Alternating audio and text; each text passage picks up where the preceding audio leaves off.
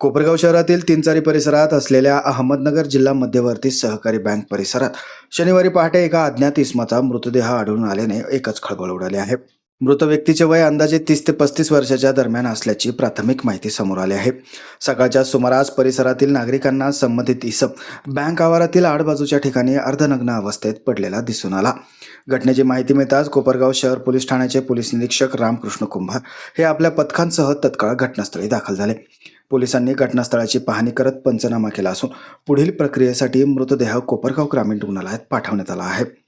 दरम्यान परिसरातील सीसीटीव्ही फुटेजच्या आधारे पोलिसांकडून तपासाची चक्रे वेगाने फिरवली जात आहेत. मृत इस्माची ओळख पटवण्याचं काम सुरू असून त्यासाठी विविध माध्यमांतून माहिती गोळा केली जात आहे.